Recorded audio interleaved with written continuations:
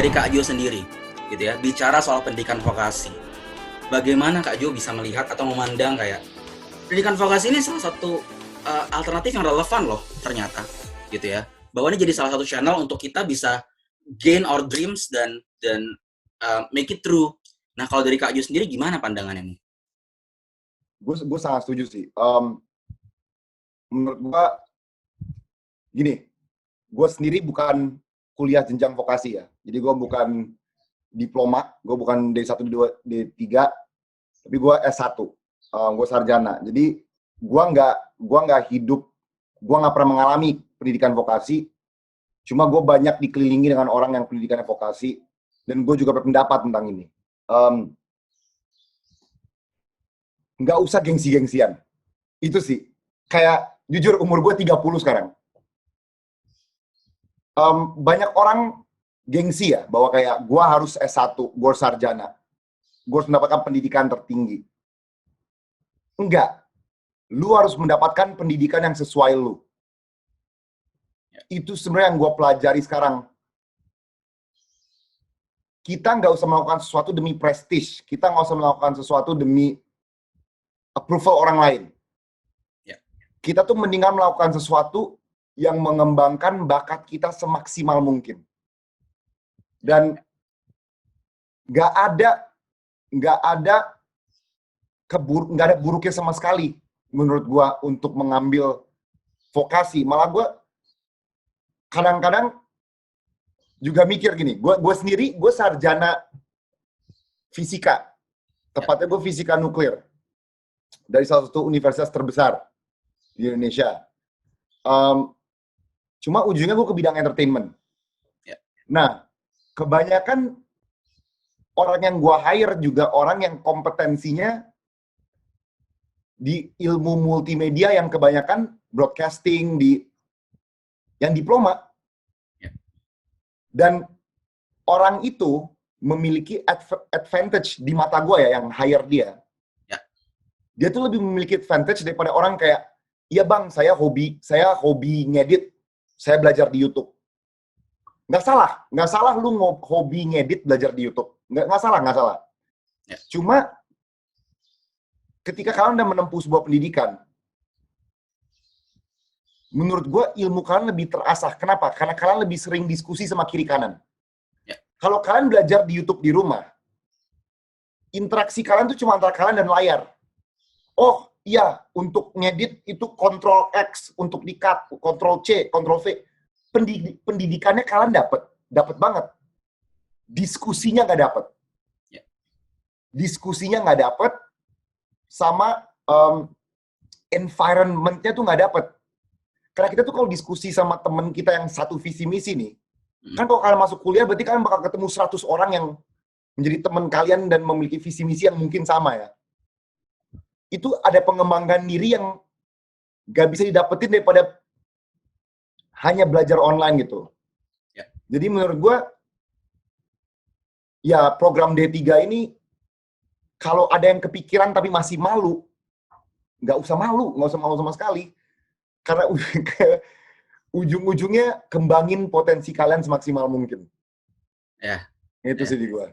Tapi dari tadi satu hal yang aku tangkap banget, misalnya Kak Jo hire orang, ya kan? Berarti kan ada satu positioning, gitu ya, si orang tersebut.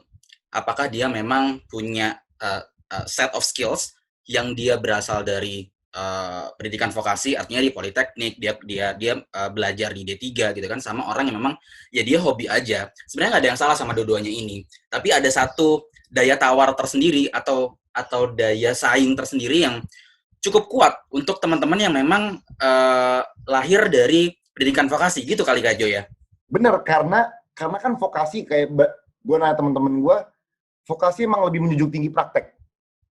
Ya. Yang berarti mereka udah lebih sering mempraktekkan sesuatu. Udah nyata. Jadi menurut gue karena udah lebih nyata, itu daya saingnya atau daya tawarnya atau daya tariknya bagi gue lebih tinggi karena lu udah melakukan sesuatu dibandingkan kita kayak oke, nih orang sangat passionate tapi belum ada apa-apa. Ya, itu at first glance ya. Kalau kita lihat pertama kali Seperti itu. Ya, dan iya, sama sekali nggak underrated kok. Ini gue setuju nih, banyak orang yang komentar, itu sama sekali tidak underrated, dan menurut gue malah kalau kalian emang menurut kalian D3 atau vokasi itu sangat cocok sama kalian, kejar itu. Jangan kejar-kejar sesuatu yang malah nggak sesuai sama kalian, jangan. Ya artinya kan berarti kita kenal dulu sama diri kita, minat bakatnya apa. Ketika memang misalnya jalurnya itu yang paling cocok atau sesuai adalah yang memang pendidikan vokasi gitu ya, baik itu program pendidikan 2 tahun, D3, S1 terapan, yang penting adalah bagaimana kita meningkatkan daya saing ketika kita menghabiskan atau kita spend waktu kita di pendidikan vokasi. Nah, mungkin tambahin sedikit Kak Jo, bahwa pendidikan vokasi itu teman-teman ya, proporsinya itu 30% teori, 70% praktek. Jadi benar Kak Jo. Jadi memang prakteknya memang lebih banyak gitu. Sehingga kita daya tawarnya atau daya saingnya itu bisa lebih kuat.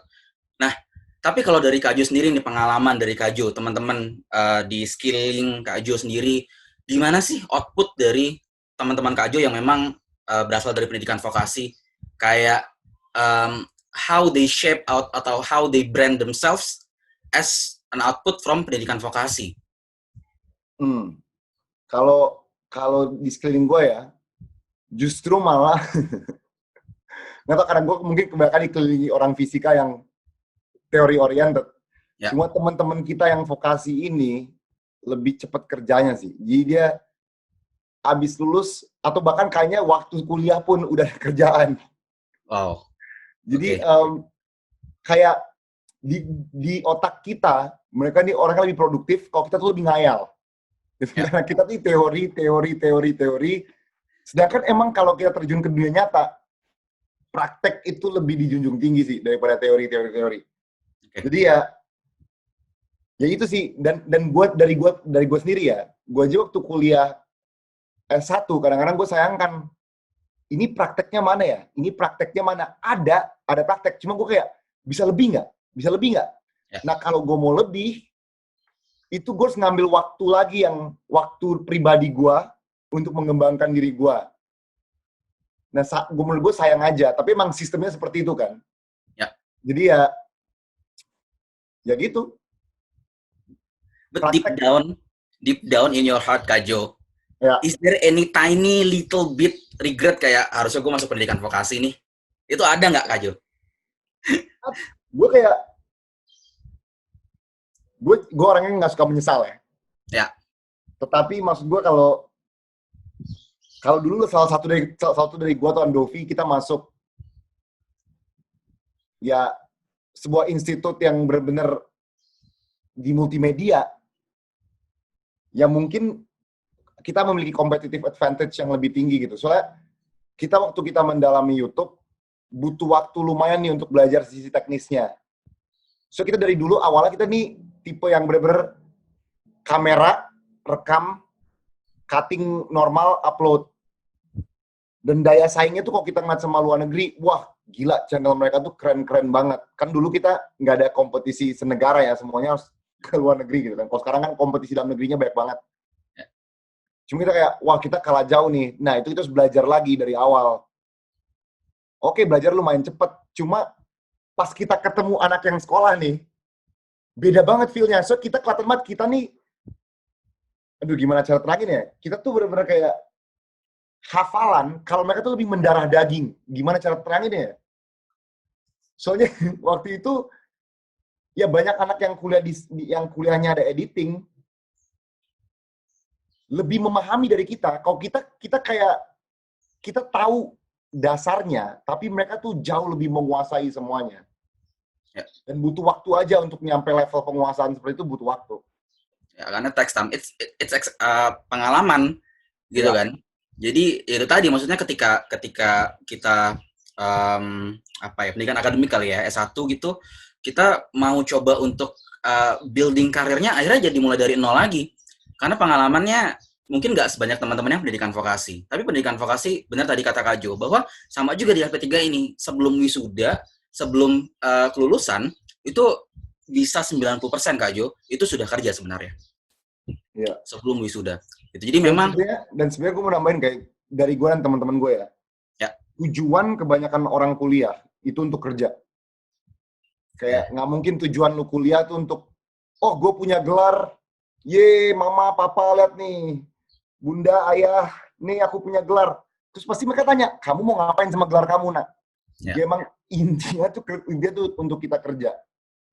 Oke, mungkin masih banyak institusi, banyak tempat yang lebih menilai sesuatu itu lebih tinggi. Tapi kalau kalian emang udah ahli apapun bidang pendidikan kalian pasti akan dicari orang. Itu. Jadi pada akhirnya kerjaan yang cari kita, bukan kita yang cari kerjaan. Gabut di rumah, masalahnya gimana dong? Ada di komentar nanti ada waktunya untuk komentar ya, ada waktunya. Sekalian juga mengingatkan jadi teman-teman kalau misalkan mau ada yang tanya-tanya langsung aja di chat box, jadi nanti aku bisa bacain atau nanti aku bisa coba untuk unmute teman-teman, nanti bisa ngobrol langsung sama Kak Jo. Boleh Kak Jo ngobrol langsung ya? Boleh banget. Oke. Sip. Nah, tapi sekarang gini, kita ngeliat industri dulu deh gitu, bahwa lulusan pendidikan vokasi sudah tahu bahwa praktek langsungnya seperti apa, pengalaman langsungnya juga udah punya gitu. Nah tapi kalau dari Kak Jo sendiri, dari ekosistem pendidikan vokasi nih yang ada di Indonesia sekarang, apakah sudah memenuhi supply and demand dari industri atau misalkan sudah memang memuaskan teman-teman yang memang meng-hire, atau misalnya dari Kak Jo sendiri pengalaman meng-hire teman-teman dari pendidikan vokasi, menurut Kak Jo sendiri outputnya memang sudah memuaskan belum sih? Atau masih ada yang harus di-improve lagi atau seperti apa nih Kak Jo? Nah kalau susah ya, kayaknya di bidang apapun kayaknya kita belum memuaskan deh. Ya. Pendidikan kita tuh, apalagi kalau gue bisa ngomong dari pendidikan gue ya, kurang update banget gitu. Misalnya fisika dunia lagi ngarah kemana, pembahasan kita masih agak lebih kuno. Oke. Sedangkan kita kurang up to date sama bener-bener ini industri itu lagi butuh apa, ini orang di dunia tuh lagi bahas apa. Contohnya, misalnya level mobil, orang udah nyampe Ferrari, kita semua masih ngebahas di level Agia gitu. Oke, sama-sama mobil, tetapi mungkin orang udah ngebahas. Nah, jadi demand-nya menurut gue bisa lebih sih, kayak bukan supply-nya itu, karena demand itu pasti banyak ya, banyak orang gue yakin mau belajar, tapi supply-nya kurang mungkin. Jadi kalau bisa supply-nya ditambahin sih. Siapapun yang bisa membuat institusi pendidikan, langsung aja dibuat. Itu pendapat gue. Atau nih teman-teman yang ada di sini nih, Kak Jo, kelas 12 kan? Ya. Langsung masuk pendidikan vokasi. Boleh, langsung aja. Dan ya langsung, menurut gue ya kenapa enggak? Emang di sini pasti banyak yang coba ketik aja dulu, nanti kita pasti akan bahas. Yang mau masuk vokasi ketik apa ya? Rek spasi 3535, enggak itu untuk ketika aku mau ya apalah saya apa terserah bebas, tapi kayak tunjukin bahwa kalian juga niat masuk vokasi gitu. Ya, saya vokasi gitu. Boleh. Hashtag saya vokasi. Wah, cakep tuh. Lawak juga lu Bang. Ya iyalah. Kan komedian juga, gimana sih? Oke, tapi kita udah tahu lah, maksudnya tadi kalau aku bisa rangkum bahwa pendidikan vokasi bisa lebih cepat untuk catch up kali ya. Karena kita kan memang banyak main di praktek. Kita 30% teori gitu. Jadi textbook itu kan adalah suatu hal yang susah banget diupdate tuh. Ya kan, ada organisasi lah, ada struktur dan segala macam gitu. Susah ada di update gitu. Tapi ketika kita ngomongin soal praktek, kita bisa cepat catch up-nya. Artinya, pendidikan vokasi itu lebih cepat untuk bisa ngikutin tren, lebih cepat untuk bisa belajar lebih jauh, untuk bisa ngikutin zaman kali ya. Lebih kekinian. Jadi pada akhirnya si lulusan dari pendidikan vokasi bisa lebih punya daya saing karena dia bisa lebih cepat ngikutin tren, lebih cepat bisa catch up sama zaman. Gitu kali Kak Jo ya? Iya, benar banget. Dan gue juga ada satu hal tambahan tentang ini. Jadi kayak gue ya di adalah geng futsal gitu kan. Ada beberapa anak vokasi waktu itu. Gue nanya sama mereka juga bilang, ya emang karena ini kebutuhan gue tuh mau langsung kerja, dan juga kalau orang tua gue tiba-tiba tanya kenapa kamu nggak ikut sarjana, ya gue bisa ngambil ekstensi. Itu gue nggak tahu kalau teman-teman pada tahu, tapi kan bisa diekstensiin untuk menjadi sarjana. Ya. Bisa dilanjutkan, tetapi ya bukan berarti karena kita D3 bakal mentok di situ. Enggak, bisa dilanjutin lagi, mau D3, S1, S2 juga bisa jalan terus. Bukan berarti ini jalur yang benar-benar kepisah total. Ini D3, ini S1. Enggak, bisa balik lagi ke jalur yang sarjana itu, S1, S2, S3, bisa juga ke sana. Tapi yang penting kan kita tahu dulu nih, prakteknya seperti apa, pengalaman langsungnya. Mungkin tadi kalau dari ngambil penjelasan Kak Ajo, mungkin kalau S1, ya kalau misalnya memang ada tuntutan kali ya, sehingga nanti jalurnya kita bisa agak belok sedikit ke S1. Tapi pada akhirnya tetap kita value utamanya kita bicara soal D3. Nah, Kak Ajo, tapi dari opini pribadi Kak Ajo lagi deh, gitu. Kalau misalkan ada 2 orang atau ada beberapa orang datang ke Kak Ajo, apa sih sebenarnya yang membuat Kak Ajo menyarankan atau meng-highlight atau menggaris bawah bahwa kalau misalkan ada kesempatan ambil pendidikan vokasi?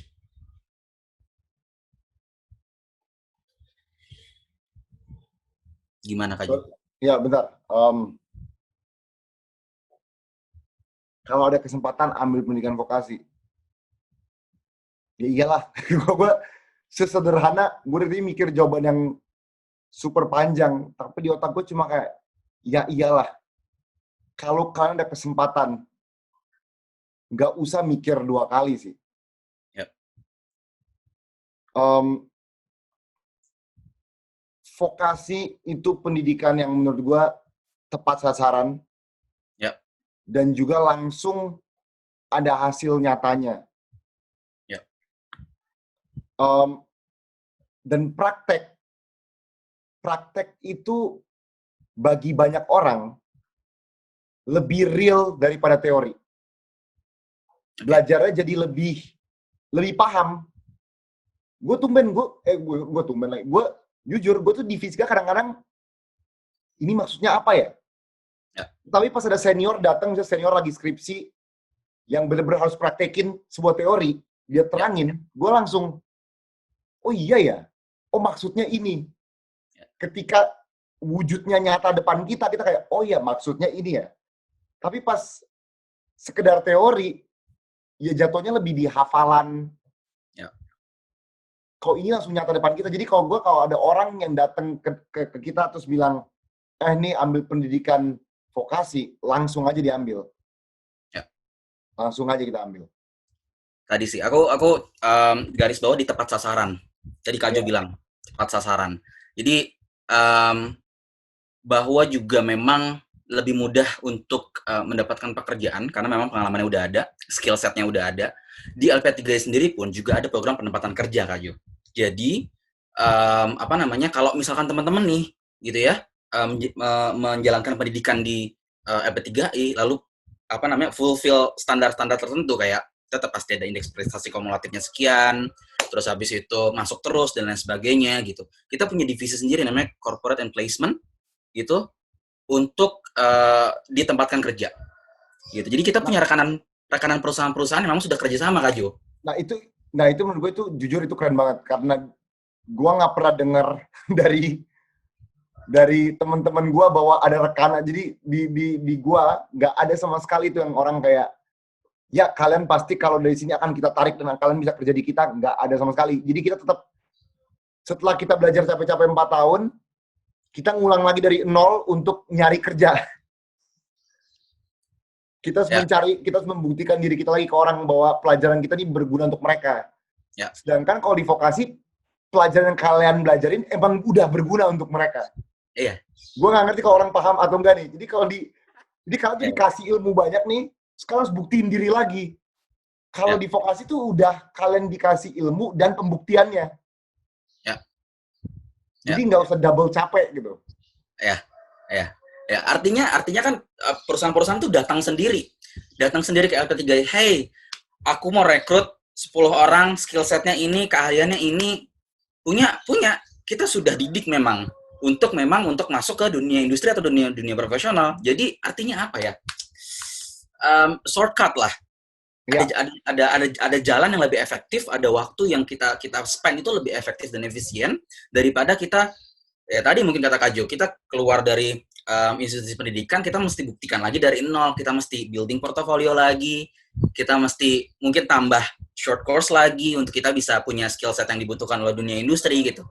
Itu kind of things yang aku juga amazed sama pendidikan vokasi gitu sih. Dan mungkin tadi Kak Jo juga share juga gitu bahwa di dalam pendidikan vokasi ini juga kita belajar soal soft skill sama hard skill nih, Kak Jo. Mungkin kita bahas sedikit nih soal hard skill sama soft skill. Nah, tapi seberapa penting nih Kak Jo, hard skill sama soft skill ini untuk teman-teman yang memang mau membuilding karir atau mau coba untuk entrepreneurship mungkin gitu, untuk teman-teman yang memang lulusan dari pendidikan vokasi, hard skill sama soft skill. Gimana nih Kak Jo? Toh mungkin kita bisa definisikan dulu hard skill, soft skill, mungkin belum nggak semuanya tahu definisi itu. Silakan kok kalau mau definisi dulu, takutnya definisi gue kurang tepat. Oke, nanti mungkin bisa ditambahin sama punya Kak Jo lah. Jadi hard skill adalah satu set skill yang dimana teman-teman itu banyak banget berdasarkan textbook gitu ya, teori, konsep gitu, hard skill. Jadi sesuatu yang memang berdasarkan memang buku dan teman-teman duduk di kelas itu banyak yang bisa disebut dengan hard skill. Tapi soft skill itu banyak teori praktek atau skill set yang teman-teman dapatkan dari pengalaman. Jadi misalnya kayak how to teman-teman doing interview, atau teman-teman bikin CV, atau teman-teman kayak how to manage people, ngatur orang-orang gitu ya. Terus building relationship sama partner dan lain sebagainya. That's kind of soft skill yang dimana teman-teman kadang nggak banyak untuk dapat di perkuliahan, atau teman-teman nggak dapat di duduk di kelas untuk mendengarkan penjelasan dari dosen. Nah, hard skill sama soft skill ini kadang-kadang juga suka udah aku punya hard skill, soft skillnya belum tentu ternyata. Jadi misalnya dia pinter banget nih marketing, dia pinter banget nih soal fisika tadi Kak Jo, dia pinter banget soal fisika, tapi dia nggak bisa untuk ngomong idenya dia nggak bisa untuk memaparkan presentasinya, dia nggak bisa untuk meyakinkan orang atas idenya dia. Nah itu berarti hard skillnya bagus, tapi soft skillnya mungkin kurang. Itu mungkin Kak Jo kalau dariku. Kalau dari Kak Jo sendiri mungkin ada pandangan? Nah menurut gue tuh gini, orang tuh selalu nganggap soft skill tuh hal sekunder ya. Jadi tadi soft skill tuh, ya kalau hard skill tuh emang bener-bener ilmu nyatanya. Oh kalian tuh kalau matematika hafalnya apa? Kalian kalau bahasa Indonesia penalaran kalian sejauh apa? Untuk kalian kalau fisika hafal apa aja, tahu apa aja. Soft skill tuh komunikasinya, etikanya, sopan santun kita, cara pembawaan kita. Nah itu kebanyakan orang di soft skill dia anggap tuh kedua. Nah menurut gue itu salah. Kenapa? Karena kita tuh kalau kerja, kita tuh nggak kerja sama robot, kita kerja dengan manusia. Kita tuh kerja dengan manusia. Ketika kita kerja dengan manusia lain, malah komunikasi dan etika itu jauh lebih penting. Soalnya, ya ilmunya kalau kalian benar-benar jujur, ini kan kebanyakan orang mengatakan sok keren depan temennya kayak, ya gue tahu. Tapi dengan komunikasi, malah kalian bisa belajar ilmu bareng gitu. Daripada sekedar gue tahu ilmu, lu nggak ada, gue suruh lu. Enggak. Ilmunya bisa belajar bareng karena cara ngomongnya udah enak. Ini emang bakal kerasa banget bagi orang yang udah terjun ke dunia kerja ya. Kalau sekarang orang mungkin kayak, maksudnya apa bang? Tapi kan kalau terjun ke dunia kerja, kan bakal kerasa kok. Enak nih kalau orang ini pandai, tapi juga cara pembawaannya, etikanya, sopan santunnya juga enak. Jadi soft skill itu sepenting hard skill menurut gua. Jadi sama-sama penting ya. Iya. Oke, berjalan beriringan gitu. Nah, oke. Mungkin kalau pertanyaan-pertanyaan dariku mungkin udah kejawab semua nih Kak Jo. Tapi teman-teman yang lain belum tentu. Ini banyak nih. Banyak nih. Oke. Teman-teman, mungkin ada yang mau tanya langsung aja untuk chat namanya. Nanti aku akan unmute teman-teman untuk bisa tanya langsung ke Kak Jo. atau bisa tanya langsung juga sama aku juga tentang pendidikan vokasi. Ada nih, Lutfiana Adea. Oke, bentar ya. Aku coba untuk unmute dulu. Oke, Lutfiana, mungkin halo, Lutfiana dari mana dan dari LP3 Bandung, Kak. Oke, LP3 Bandung. Mau langsung tanya sama Kak Jo ya? Langsung ya? Boleh ya. Oke. Kak, saya kenalin nama aku Lutfi. Aku ngambil jurusan Humas di LP3 Bandung. Kak, deg-degan. Gini ya, aku mau nanya nih. Sekarang kan kalau diperhatikan dunia YouTube, banyak banget gitu hal-hal yang bermasalah. Ya kita bisa banyak drama kan. Dan aku jujur Kak, aku ngikutin Kakak dari 2000, dari kapan ya? Pokoknya aku udah ngikutin YouTube dari 2012 pas aku SD. Dan mulai berkembang dan aku emang merhatiin gitu. Nah, suatu ketika sebenarnya aku dulu emang tertarik banget ingin jadi content creator. Tapi karena belum ada kesempatan dan akhirnya sekarang baru ada. Namun sayangnya saya sebenarnya aku lebih kayak pesimis gitu Kak, soalnya aku perhatiin lebih banyak orang-orang yang gampang terkenal itu karena dari drama dan hal-hal lainnya.